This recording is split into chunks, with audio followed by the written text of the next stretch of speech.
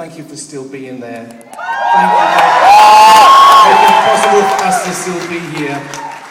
You know, a show like this does not do what it's done without some very exceptional people. And I just want to say thank you to everybody who's helped this show along the way in the last 10 years. All the technicians, hair, makeup, incredible cast, the band, the production team. We still have 15 of our original production team here. I'd like to say a special thank you to them. They're still with us, led by the man who was always to be seen going around for the last 10 years with his fingers in his ears going, "It's too loud." Tony Edge, I would like a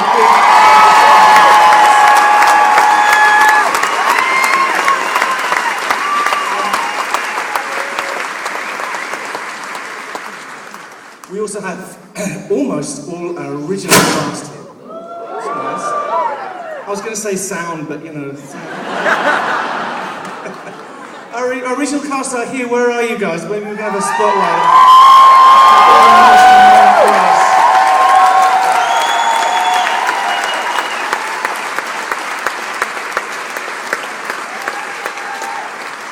And almost all of our original creative team are here as well. I want to say a big thank you. Bobby Aitken from Sound is here. Whitney Williams, a fantastic lighting guy. Mark Fisher, our designer. Arlene Phillips is here. God bless you all. Tim Goodchild, the original costumes. Mike Dixon, original music supervisor with us. Pippa Alien, our casting director. Steve Sidwell, our orchestrator. We love you and thank you for staying with us.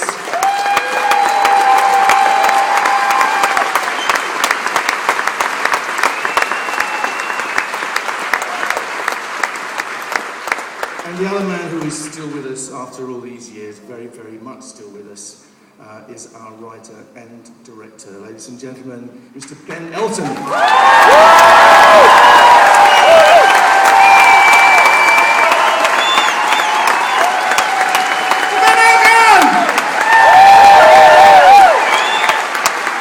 Thank you very much, ladies and gentlemen. I won't keep you too long. We're all anxious to get to the bar, but I do want to say very sincerely that working on We Will Rock You has been one of the great joys of my life. An enormous part of it, and something which has been incredibly special and brought huge happiness to me, and not least because it's offered me the chance to share in the extraordinary artistry of so many incredible talents here in London and worldwide over the years, an incredible example of which you've seen on this stage tonight, ladies and gentlemen.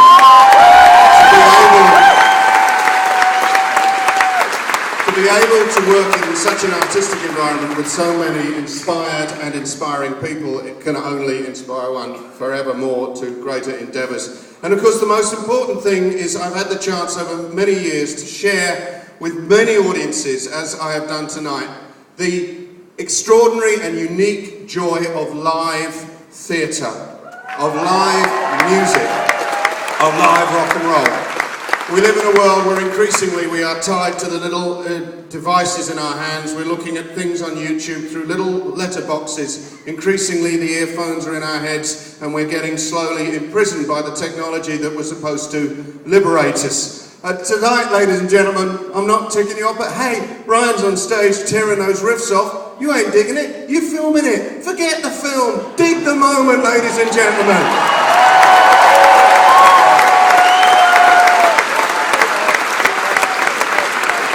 I'm only having a laugh, but hey, every now and then, why not? Hey, I'll put it back in my pocket and just rock.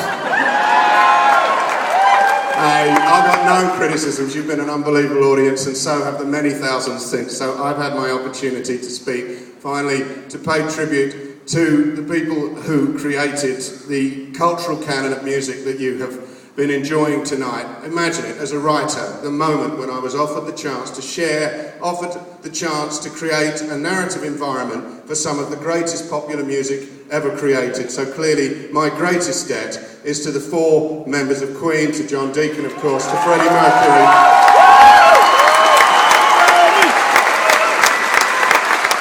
And on a very personal note, the two men who have become truly close, dear friends and brothers in 10 years of close cooperation, absolute friendship, and we have never ever fallen out. We've had many a row, but we've never fallen out. I really want to say thank you to my friends Brian May and Roger Taylor from my heart. So that's my part, and I'm very grateful to have had the chance to say so, and thank you for your patience in listening. You do know, we thanked the artists, we thanked the technicians, but of course live theatre doesn't happen without risk and without immense faith and commitment. Producing live theatre is a very risky business, and it's a way to go grey very, very quickly, believe me. We have the most incredible producers who have nurtured us from the very beginning and have kept this show going here and worldwide. Some were involved far before I was, years and years ago, when the idea of a Queen live show was first mooted in the United States with Robert, DeNiro and Tribeca, and from then it came to Britain. And our British producers, Phil McIntyre Entertainment, became involved. And of course, it was all put together by a rather wonderful friend of mine, a Svengali type, but my God, he's got a big, kind heart. The producer from Queen Theatrical Productions, and of course, also their manager, the wonderful Jim Beach. So, ladies and gentlemen, from Phil McIntyre Promotions, we have here tonight Phil McIntyre himself and Paul Roberts. We have from the United States, representing Tribeca, of course, we have Jim Beach from Queen, and from the United States, representing Tribeca, we have Robert DeNiro. Will you please welcome the producers of Queen of Mercury?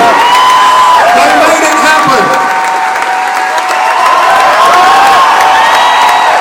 They made it happen.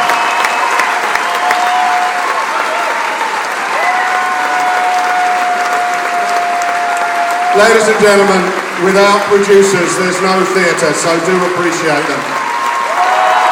Wonderful. Okay, it ain't quite over, ladies and gentlemen.